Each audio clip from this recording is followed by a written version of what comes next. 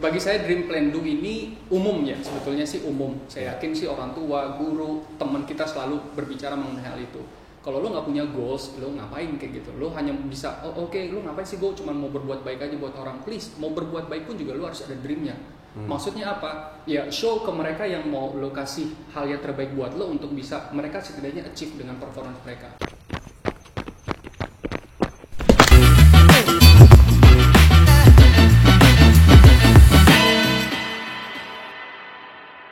Hai semuanya, welcome back to YouTube channel Cerita Lari powered by Pengen Ngobrol Podcast. Bersama gue Eno sebagai host kalian, di mana di konten ini kita akan ngobrol-ngobrol sama para finisher World Major Marathon.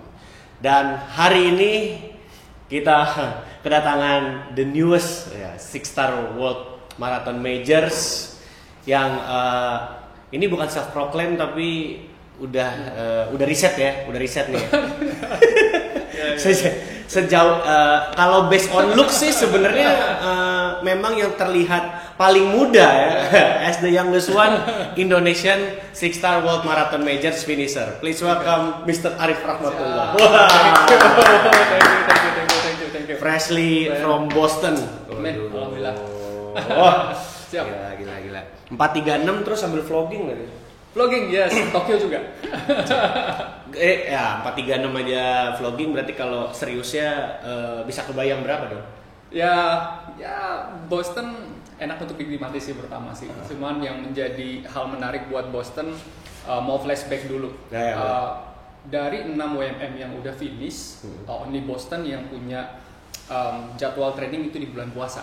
Gitu. Menarik nih. Ya, itu yang membuat sulit itu tidur malam. Jadi recovery dari kita hard session di pagi hari atau habis long run juga di sore.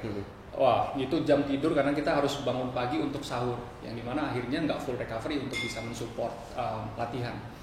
Sehingga pada saat landing di Boston pun juga akhirnya mulai decide kan dengan kondisi cuaca lain-lain ya udah kita vlogging, kita fun, kita pas lagi training pas bulan puasa itu kan tantangan tersendiri ya. Apa emang awalnya lu merencanakan target nggak finish di sana atau memang ya udah gua pasrah happy aja deh. Karena sepenglihatan kita nih yang di Boston yang rata-rata kelihatannya mau ambi gagal.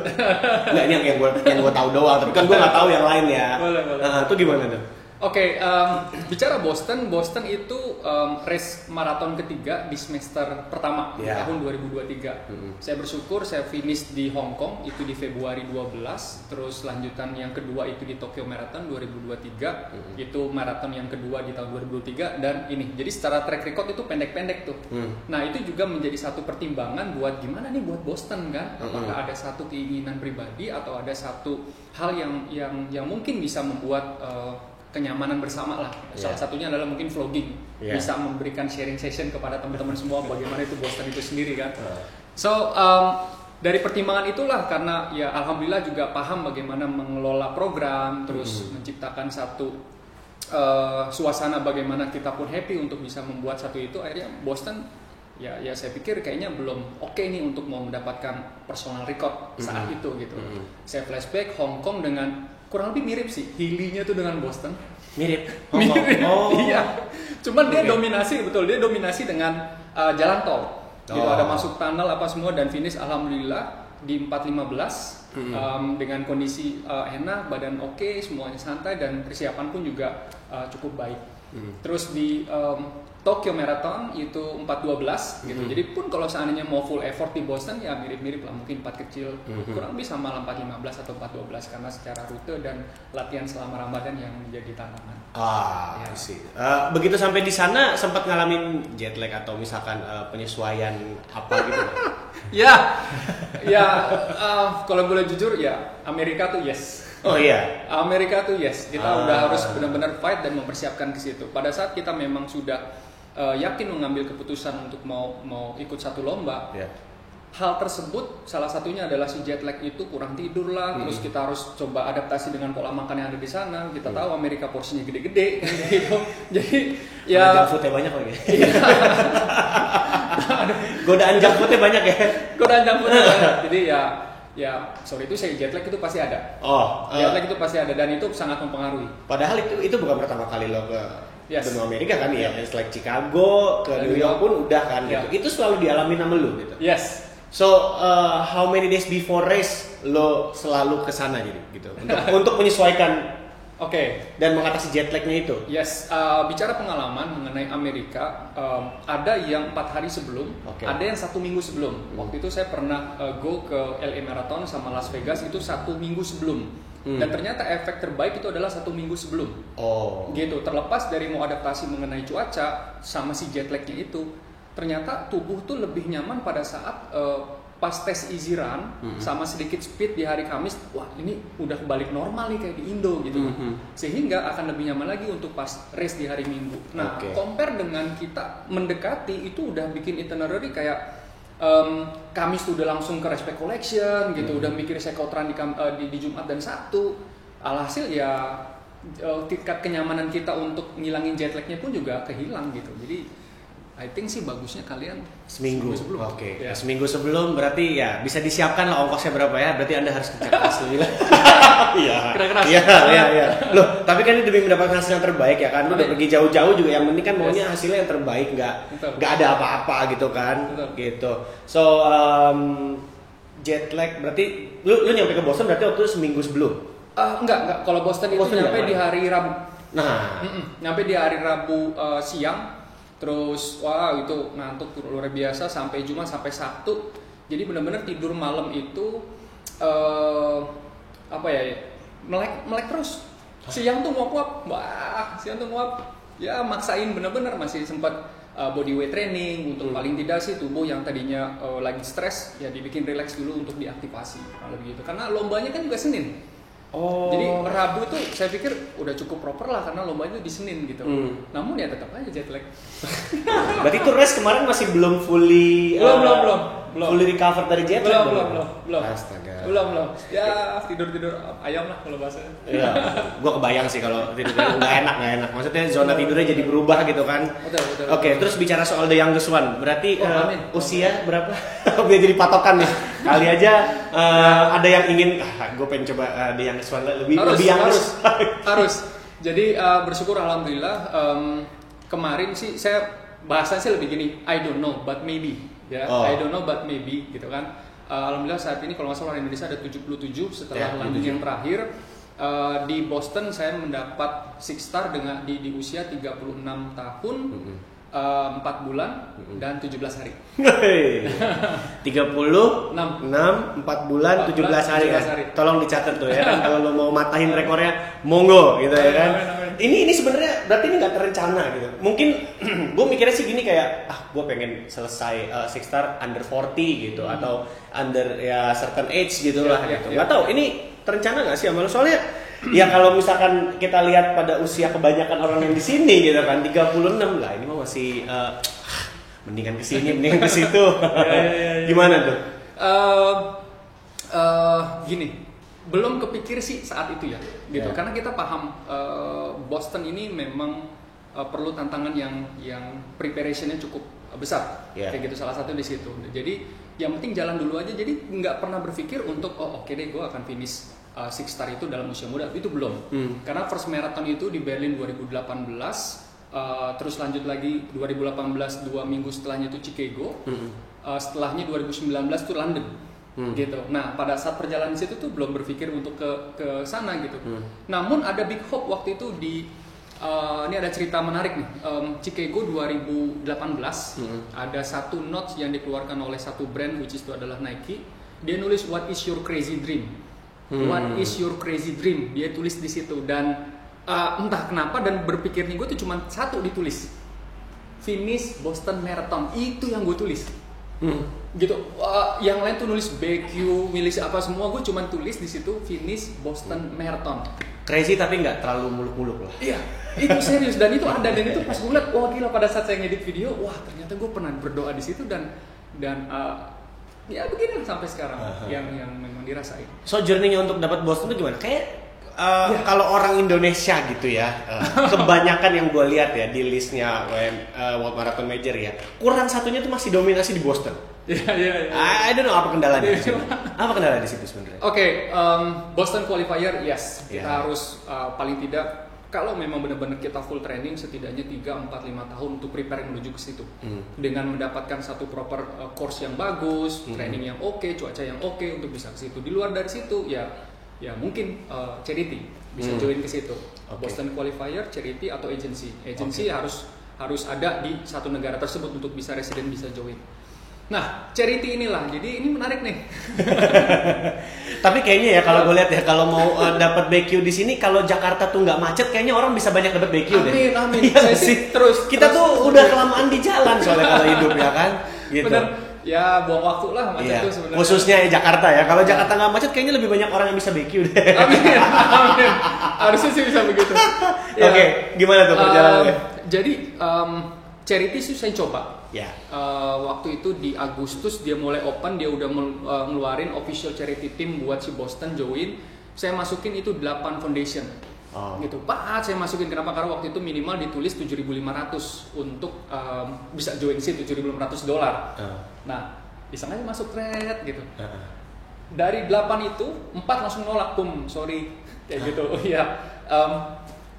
You kalau misalnya masuk garansi $12.000. Waduh, enggak, gimana ceritanya itu? Garansi 12.000, charity 7.500. Yes, ya karena saya pikir sih dari seluruh organisasi yang sudah menjadi charity team, mereka kayaknya mau menjaga itu bahwasanya please kita mau sama-sama sepakat paling nggak minimal 12.000 garansi, jangan 7.500. Sepertinya sih ke situ karena yang tahun-tahun sebelumnya pun juga sama, ada yang minimal 5.000. Tapi rata-rata dari seluruh foundation meminta minimal 10.000 untuk bisa garansi, itu ada. Jadi cek history tahun-tahun sebelumnya kita pelajari hal itu, dan menurut saya sih itu wajar ya. Kenapa? Karena ini charity gitu loh. Kalau lo memang niat ikhlas, ya do more juga nggak apa-apa gitu. Kalau saya lihat ya dari foundation, walaupun di situ nulis minimal 7.500. Gue rasa kalau memang lo mau serius 10.000 juga nggak apa-apa kayak gitu. Itu sih yang saya lihat, dan dari pemahaman saya bisa berdiskusi dengan teman-teman yang sudah pernah ke Boston Marathon via charity juga, dan mereka pun wow bangga banget gitu dengan hal itu. Sampai di hari di sana pun juga saya ngelihat wow ternyata orang yang melakukan go to Boston dengan charity itu dijamu habis. Dijamu habis. So, gitu. Jadi, lah ya. Iya, gue mau coba dulu nih masuk. Jadi dari 8 itu 4 gue ditolak dulu tuh, 4 gak dibalas email. Gak dibalas. Kebanyakan kayaknya. Iya, gue udah mikir, waduh, ya udahlah, mungkin ini belum rezeki, belum apa kan gitu. Sampai tiba Januari 14, tren ada keluar, wah, lolos. Iya, you on list dan kayak gitu kan. Saya barengan dengan beberapa teman, dengan stage beberapa harus bayar apa semua, wah. Terus saya diterima dengan nominal di $10.000. Nah, $10.000. Wah, terus mikir lagi $10.000 gitu kan, times 15.000 150 juta. Banting tulang kemana lagi nih? 150 juta. Nah, satu yang saya coba deketin dulu itu adalah mereka-mereka yang sudah pernah melakukan charity ini untuk mau ke Boston. Saya banyak tanya, saya minta edukasi atau insight dari mereka, dan ternyata ada satu powerful insight yang saya ambil bahwasanya go. Dia bilang go. Make a dream, make a plan, and do. Dia bilang kayak gitu. Go. Siap, kita akan go. Dan please record. Terus kasih tahu ke seluruh warga mungkin Indonesia lah, bahwasanya gitu. Kalau lo mau charity, coba please kasih tahu ke orang juga kalau lo memang pure ikhlas mau charity. Maksudnya apa nih gitu? Jadi ya sebisa mungkin jangan lu lu punya duit, gitu. Bisa nggak sih lu kasih tahu ke yang lain juga kalau misalnya mau kesempatan, dan itu gue coba. Di Indonesia ini mungkin belum kita lihat ya secara umum, secara pelari ya yang ada belum sepenuhnya. Ya mungkin mereka ada kemampuan untuk bisa langsung pay sendiri gitu. Betul. Tapi yang mau mencoba kayak gitu ya, akhirnya saya mencoba untuk kayaknya Indonesia perlu deh buat mereka yang mau ke Boston via charity, please kayak gitu. Kalau kalian punya network yang bagus, kalau kalian punya keyakinan yang oke, dan kalian punya keikhlasan juga gitu. Maksudnya dalam hal ini kalau nggak achieve semuanya dari sponsor, you harus by own, do it. Kenapa? Karena ya dari itu insya Allah ada berkah. Dan alhamdulillah dari 152 juta yang saya transfer ke sana, terkumpul donasi dari sponsor atau mereka-mereka yang ikut nyumbang, mereka yang ikhlas untuk menyampaikan itu semua, total di 68 juta. Hampir setengahnya lebih lah ya. More or less. 68, dan saya bilang, wow, ini hal yang harus saya sampaikan ke yang lain gitu. Bahwasanya kalau kalian punya network yang baik, kalian punya niat yang baik, punya keikhlasan yang baik, insya Allah pasti ada jalan untuk bisa menuju.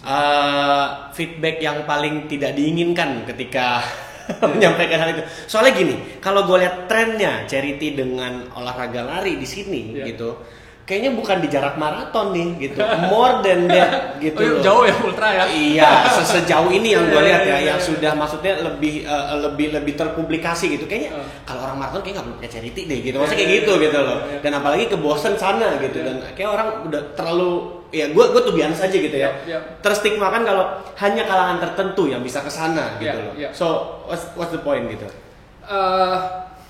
Again ya. Bicara goals, menurut saya ini cycles of life ya. Sometimes kita berpikir ngelihat orang yang dulunya punya motor, punya big dream, dia punya mobil, gitu. Ada di merek mobil tertentu sampai dia mau coba ya, mobil lewatan papasan mungkin BMW, Mercedes atau Lexus, dia pakai itu semua. Orang tuh akan berpikir untuk ke situ gitu. Either itu mohon maaf mungkin mau cicilan, mungkin mau apa, tapi ada satu kebanggaan tersendiri untuk ke situ. So make it dream gitu. Apapun yang kalian ambil, bagi saya sih itu tujuan yang baik sih. Salah satu adalah charity. Jadi walaupun nominalnya sedikit gitu, like Indonesia atau Ultra Racing gak usah di Boston gitu. Yang saya benar-benar apresiasi adalah di race area hujan, Boston itu hujan, itu ada satu host, dia pakai speaker dan gede semuanya. Dia bilang who run for charity in this Boston Marathon. Pada angkat tangan semua, bum, dan dia mengajak seluruh orang yang ada di sana untuk big applause. Wow. Crazy, 5 minutes to big applause, bum, wah, sampai berisik guna-guna, wow. Jadi menurut saya sih, kalau kalian memang niat charity, ikhlas, duit. No matter what other people say. Iya, sumbang. Iya, sumbang, gitu. Selalu ada berkah. Oke. Menarik. Iya, ya gimana ya? Gue sih apa ya? Susah sebenarnya untuk meyakini orang untuk. Gue sendiri juga pernah mengalami hal seperti itu, dan sepertinya ada satu hal yang memang dari diri kita sendiri juga harus coba untuk menyampaikan dengan sungguh-sungguh gitu. Penyampaiannya juga berpengaruh nggak sih gitu? Cara menyampaikannya gitu loh, karena ini kan ngeyakinin orang ini, gua mau lari untuk charity, dengan charity untuk Boston ini, gitu loh. Dan untuk meyakini orang itu kan nggak gampang bang, gitu loh. Ya, gini, nggak harus kita nunggu pas di ini juga kok. Misalnya, let's say gue mau rally Boston di 2024 atau 2025. Kalau memang kita punya time plan, sekiranya nih dengan charity dalam jumlah yang panjang, masuk dengan komunitas yang baik, punya niat yang oke. Saya yakin sih nggak harus juga di tahun ini, tahun depan 2026 mungkin itu juga masih so it's about the plan. Dan the plan gitu. Terus kedua, sekarang dari About UMM-nya pun juga memberikan satu peluang ya, chance yang baik. Nggak harus kalian BQ, nggak harus charity. Ada juga nih invitation yang mereka coba undang. Jadi dalam hal ini sebenarnya Boston tuh bukan sesuatu yang harus dikhawatirkan, tapi harus menjadi satu kebanggaan pada saat Anda bisa sampai di sana. Apalagi pada saat Anda berpikir untuk mau charity, ya, untuk mau charity, karena itu ya nyumbang gitu. Kalau perlu memang ini menjadi satu dream yang besar, ya duit. Tapi juga harus well plan ya intinya. Ya. Speaking about the plan, ada satu maraton yang gagal karena tidak terencana, tidak sesuai dengan rencana. We'll be right back dengan Bang Arif Rahmatullah, the youngest one. Amin. 6-star World Marathon Major finisher. We'll be right back.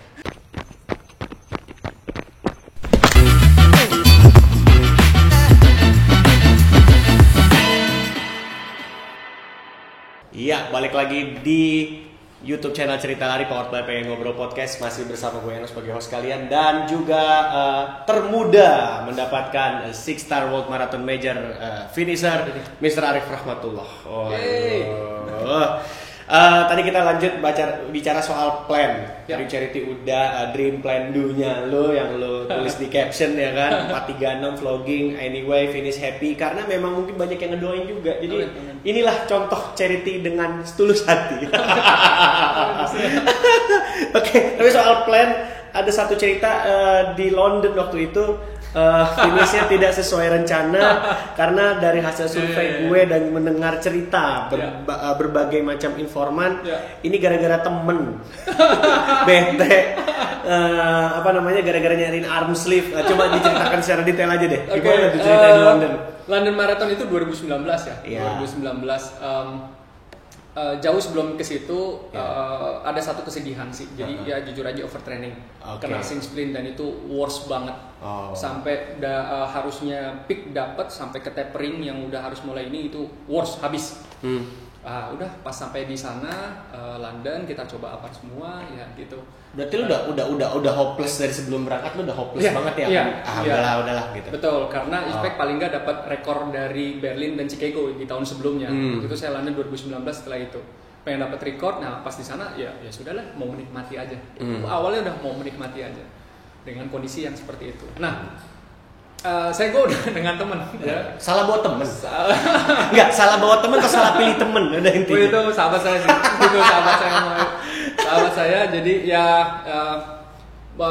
bisa dibilang sih sama-sama kita latihannya mungkin bisa dibilang ya yang satu saya ada cedera, beliau pun juga belum prepare untuk menuju ke sana.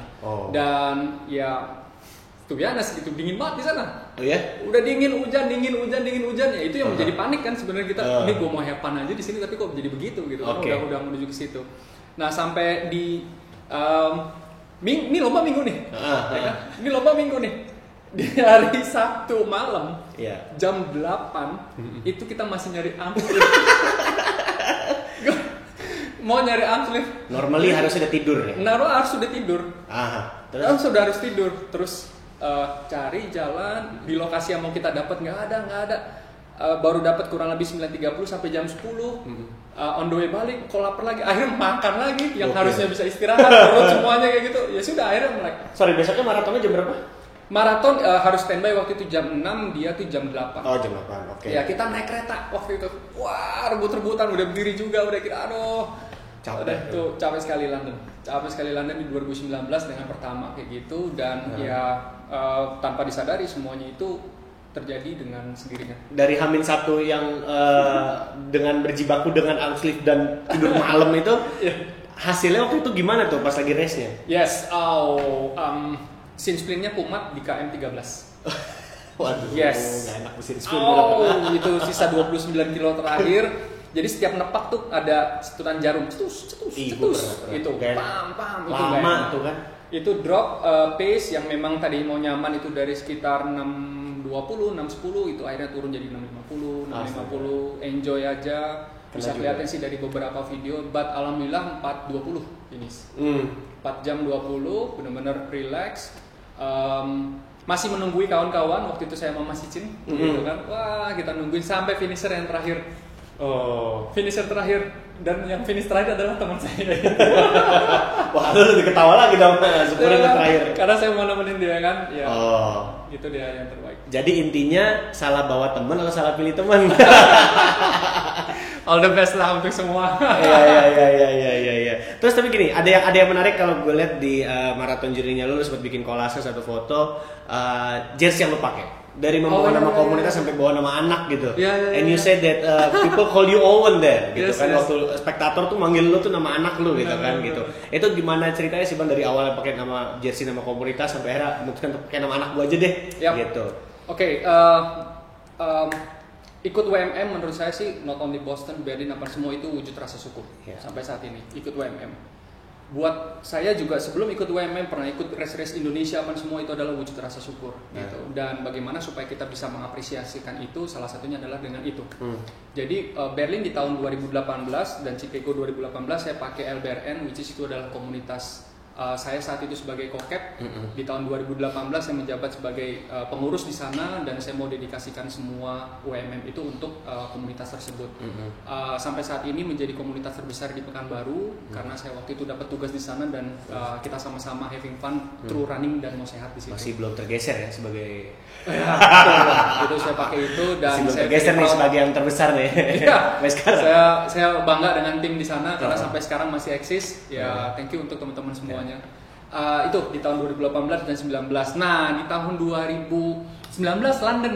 Saya terinspirasi sama Mas Icin, dia bilang, "Hey, gitu kenapa dulu gue pernah pakai nama Icin, bilang kayak gitu. Oh ya pakai. Wah, gue kepikiran nih kalau pakai nama Arif mungkin orang London nggak ada yang paham gitu kan, itu apa, mungkin nama merek apa kan kayak gitu. Pakailah nama anak baru lahir juga tuh 4 bulan. Jadi anak saya lahir Desember 2018. Saya mau diindikasikan lari saya di London itu. Tapi liburan nggak cemburu kan? Berani-berani dicemburu sama anak lo ya kan? Waktu itu saya udah balik ke Jakarta. Jadi disitulah saya mau apresiasi, saya happy, saya mau nunjukin bahwa di London itu setelah 7 tahun saya belum dapat keturunan dari nikah itu baru dapat, saya menunjukin tuh anak. Jadi let London people cheer my son name. Owen. Nah, pas muda masuk lagi ke New York 2019, pakai lagi nih sablon lagi terus. Waduh, itu lebih meriah lagi. Pas finish udah si hostnya ngomong, wah jadi masuk video tuh. Oke, masuk. Wah, mikir, wah ini keren banget nih gitu. Udah sampai dapat ke situ. Tibalah Tokyo 2023. Saya dedikasikan Tokyo itu di my own company, di perusahaan yang saya sedang kelola. Saya pakai Evo Fit Plus. Saya mau tunjukin ke teman-teman Evo bahwasanya ini waktu yang terbaik untuk kalian, nunjukin kalau kalian memang happy untuk sebagai tim di situ. Dan yang terakhir ya di Boston sebagai Six, ya saya mau nunjukin ke anak gitu. Kenapa? Karena menurut saya Six Star yang saya mau tunjukin ke anak ini adalah legacy. Ya ini warisan yang tunjukin ke orang bahwasanya kalau mau sehat lo harus betul-betul punya dream, punya plan. Punya do. Sesakral itu berarti maraton buat lu ya? Ya setidaknya buat legacy sih anak-anak semua. Jadi gue pakai tuh, jadi biar tahu tuh papa lari pakai nama you kayak gitu kan. Lo nanti pakai nama cucu. Jadi ada terus-menerus ya. Tapi menurut lu kenapa maraton bisa menjadi sesakral itu? Apa karena memang journey-nya menuju ke sananya kah? Atau experience di larinya kah yang penuh dengan misteri seperti kata orang, atau ada hal apa yang sampai akhirnya tuh lu menganggap maraton itu sepenting ini loh gitu loh untuk seorang pelari yang let's say ya kita kalangan rekreasional lah gitu loh. Atau mungkin ya ini sebuah achievement yang tidak bisa dilakukan oleh banyak orang gitu atau gimana? Ini menarik sih, saya mau nyampaikan ke teman-teman semua bahwa saya gini, kenapa maraton menjadi hal yang menarik bagi saya saat ini gitu. Perlu diketahui yang saya coba mengajak ke teman-teman semua, please kita sebagai recreational runners gak usah ngeliat larinya dulu. Pada saat kita mau menuju ke satu tempat, lo vacation dulu di situ. Jadi sometimes kalau kita mau encourage orang, mau mengajak orang untuk mau setidaknya sebelum lari, yuk kita vacation yuk ke kota ini. Nah dengan memanfaatkan satu race yang ada di sana untuk setidaknya bisa ngumpul. Makanya beberapa tempat lomba yang saya coba cari itu paling tidak nggak harus ada maratonnya. Ada 5 kilo lu bisa bawa dari keluarga. Kayak gitu. 10K kalau misalnya udah pernah 5K lu bisa langsung ke situ. Yang udah 10K di tempat sebelumnya gue encourage dia untuk mau di half marathon di negara atau kota tersebut. Sampai akhirnya di ujungnya adalah di marathon. Untuk apa? Setidaknya ada apresiasi dirinya dari achievement yang dia dapat, setelahnya mereka melakukan satu apresiasi dengan vacation di sana. Gitu. Karena menurut gue, yuk kesana kita liburan, itu aja dulu. Kesana kita liburan, lo akan kesini, lo mau ke Berlin, lo bisa ke East, ke West Europe, misalnya kayak gitu. London pun juga misalnya mau ke wilayah British di situ pun juga oke gitu. Amerika, lo mau ke East, mau ke West, mikir ke situ. Hong Kong, kenapa waktu itu saya berangkat, gue mau lihat gitu, karena ada yang 10K, ada yang half. Kenapa? Karena one day kalau misalnya lo mau maraton, lo bisa ngajak keluarga untuk 10K kok. Gitu. Singapura ada, Kuala Lumpur ada, di Indonesia pun semuanya ada. Jadi please think vacation dulu. Jadi paling nggak keluarga nggak nunggu doang. Gue tahu nih, nunggu 4 jam tuh lama loh. Ya kan? Ya udah, ikut yang 5 kilo atau 10 kilo lah. Paling nggak kita pulang sama-sama boleh medali gitu kan. Tunjukin ke orang, lo harus bangga finish 5 kilo. Walaupun itu waktunya 50 menit. Amin, itu bisa menjadi salah satu plus point juga buat liburan. Kayaknya terinspirasi dari nama komunitas deh. Iya. Kayaknya kalau lo nggak join liburan, kayaknya artinya akan lain lagi. Iya kan? Oke, speaking of experience juga, selain lo ya pelari juga, dan lo tahun berapa mulai jadi pacer? Experience Pacer. Oh, Pacer. Experience Pacer. Official sebagai satu tim. Waktu itu saya masuk di tahun 2019 bersama tim Pocari Sweat sport saya. Iya. Gue tahu sih kalau udah join di Pacer sana tuh experience-nya memang ya waduh, bukan main deh gitu ya. Dan lari untuk orang lain itu effortnya lebih daripada lari untuk diri sendiri. Ya, setuju nggak lo? Setuju. Gue juga melihat itu dan waktu itu juga pernah menjalankan tugas sebagai pacer juga. Ya, betul. Kok heart rate-nya cepat naik ya? Kayaknya ini bukan gara-gara lari, gara-gara teriak-teriaknya gitu kan? Gitu. Menurut lu tuh menjadi seorang pacer tuh butuh sifat apa yang akhirnya kita dapetin sih gitu setelahnya gitu? Lu merasakan perubahan di diri lu nggak setelah lu jelas. Akhirnya mendapat portofolio pacer gitu? Itu jelas pada saat kita masuk bertemu dengan komunitas pacer yang mereka mencoba mendedikasikan di situ, akhirnya gue membuat satu pengalaman pribadi gitu. Sebenarnya the real pacer for me ya, lu harus punya 60% attitude yang bagus, 20% skill, 20% experience. Oh, bukan medsos berarti. Oh. Versi gue attitude gitu. Attitude ya. Attitude itu nomor satu gitu. Okay. Experience lo mau cepet lo skill tapi kalau attitude lo nggak bagus, for me enggak gitu ya. Kenapa? Karena lo mencoba diri lo berempati dulu, lo sama seperti runners yang mungkin akan ngobrol di situ gitu. Lo nggak akan ditugasin dengan pace yang gila dari rekor lo gitu. Lo akan lari dengan yang pace easy sehingga lo bisa encourage orang untuk bisa ke situ, dan lo harus bawa speaker, membawa mereka tuh suasananya lebih nyaman gitu. Responsibelnya apa sebenarnya kalau jadi pacer itu? 3 sih gue punya ya. Yeah. Gue punya 3 sih. Pertama itu adalah apresiasi. Yeah. Gue mau coba apresiasi karena sebelum race day mereka tuh sudah latihan. Gue mau apresiasi bahwasanya it's time gue ngapresiasi dari hasil latihan lo. Gitu. Yang kedua, gue senang mereka gue masukin sebagai investasi. Gitu. Investasi buat diri gue sendiri gitu. Dengan gue latihan ke situ, pada saat hari H gue jadi pacer, gue pun juga berinvest, bisa dapat network dan diri gue sehat. Gitu. Nah, yang terakhir adalah prestasi buat gue sendiri. Gitu. Kenapa? Paling tidak pas udah finish gue wah gitu tiba-tiba ada nyamperin thank you ya gitu. Dan ini gue dapet di Berlin nih. Ini gue iya, ini true story waktu Berlin 2022. Gini, gue menggiring dari 8 gitu, akhirnya finish bareng tuh ada 6 orang gitu. Gue bawa tim Evo semua yang ada di situ. Pas finish gitu kan, datang wah gitu, tiba-tiba ada yang meluk, nangis, ya sabar gitu. Terus ada juga suami istri finish bareng juga nih. Finish, istrinya nyamperin gue nangis, suaminya vlogging gue. Agak plot twist ya. Itu suami vlogging gue. Agak plot twist ya. Lu kena basian istri habis maraton ya?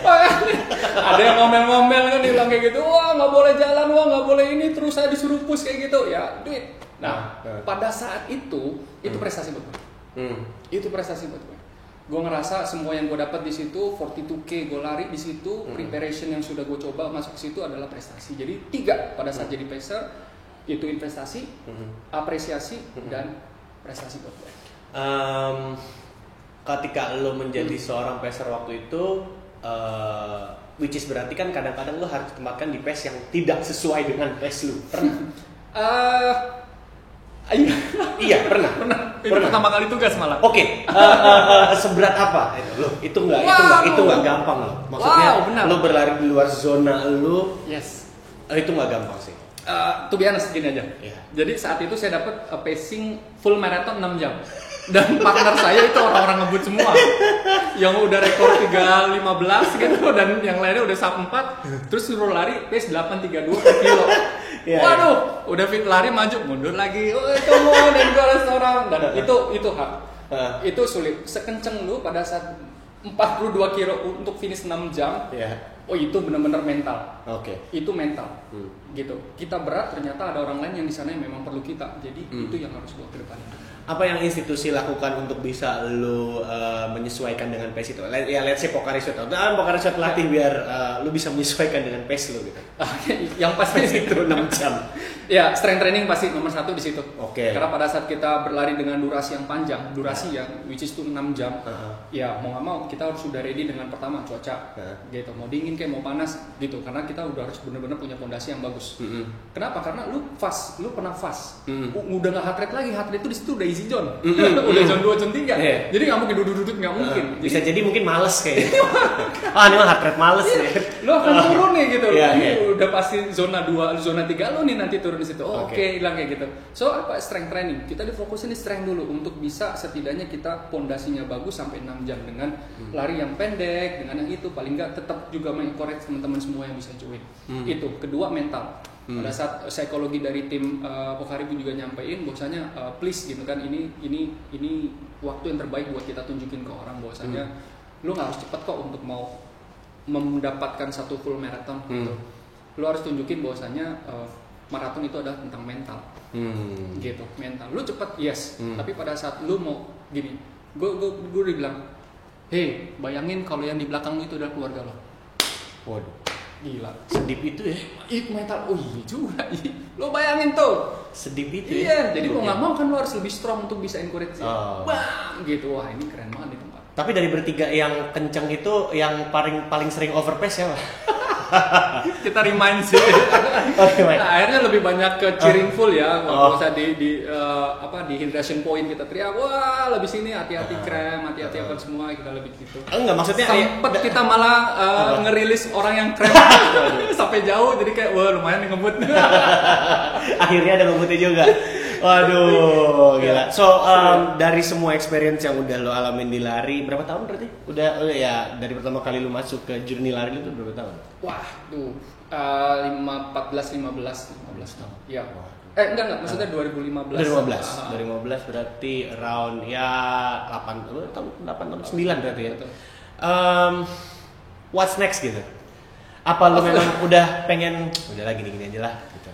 Kayaknya kalau gue lihat dari obrolan kita sepanjang tadi, kayaknya ini orang yang enggak mau stuck di situ-situ aja sih. Bismillah.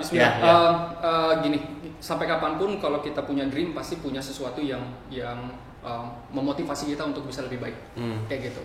Apalagi kalian muda, walaupun kalian juga sudah di usia yang mungkin senior gitu, saya yakin mereka pun juga berusaha untuk memberikan yang terbaik setidaknya buat keluarga. So my point is di sini adalah jika memang ada peluang untuk bisa second round, kenapa enggak? Waduh, second round termuda gitu. Bismillah. Waduh. Bismillah. Udah nabung dua. Berarti 4 more to go. Bismillah. Oke. Yeah.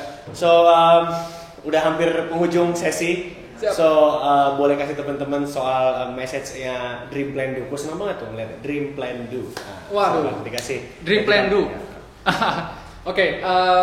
Bagi saya Dream Plan Do ini umumnya, sebetulnya sih umum. Saya yakin sih orang tua, guru, teman kita selalu berbicara mengenai hal itu. Kalau lo nggak punya goals, lo ngapain kayak gitu? Lo hanya bisa, oke, lo ngapain sih? Gue cuma mau berbuat baik aja buat orang. Please, mau berbuat baik pun juga lo harus ada dreamnya. Maksudnya apa? Ya show ke mereka yang mau lo kasih hal yang terbaik buat lo untuk bisa mereka setidaknya achieve dengan performance mereka. Itu. Nah, plan ini yang paling panjang. Dream itu simple, lo bisa tulis plan itu yang panjang. Kenapa? Karena akan up and down atau mungkin ada yang flat begitu aja.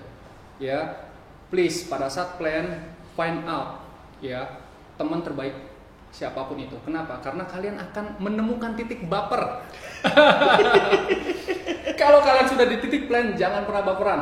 Udah, itu the worst things. Menurut saya, please nggak usah baper. Cara menghindari untuk kalian tidak baper, nomor 1 adalah cari titik. Kalau bapernya biasa aja ya udahlah, karena gue udah pernah lebih parah. Gitu. Terus kedua, please don't compare you with others. Fight with yourself.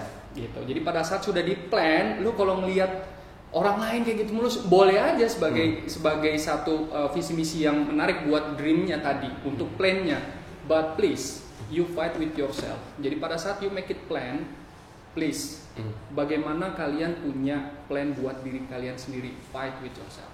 Jadi nggak usah baper, don't compare you with others, itu aja. Nah, pada saat udah do-nya, fun, have fun. Kenapa? Karena kalau kalian sudah berpikir gila secara histori, gue udah susah, gue udah berat, udah gini, udah sorry to say, itu akan mengganggu perjalanan.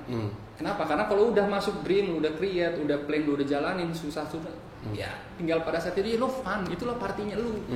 Gitu aja. Oke. Kalau gue hanya bisa memberikan tips aja. Kalau misalkan tadi ada yang kalau misalkan plan ada yang merasa lu akhirnya terkomparasi dengan diri lu sendiri, udah niat aja langsung mau medsosnya atau nggak? Harus lah. Thank you banget. Gila, ini keren banget sih ya. Ini keren sih. Waduh, Kalau gitu terima kasih banyak Bang Arif. Siap. Semoga sukses dengan second round dan menjadi yang termuda karena belum ada yang second round termuda. Bismillah, saya mengencourage kawan-kawan semua ya. Saya siap sharing gitu. 6 semuanya bismillah, apapun kalau kalian perlu saya untuk bisa share, saya akan bantu untuk semuanya kayak gitu. Mau hotel, mau itinerary, mau apa, bismillah saya akan coba siap. Gokil. Termasuk pinjaman juga. Aduh.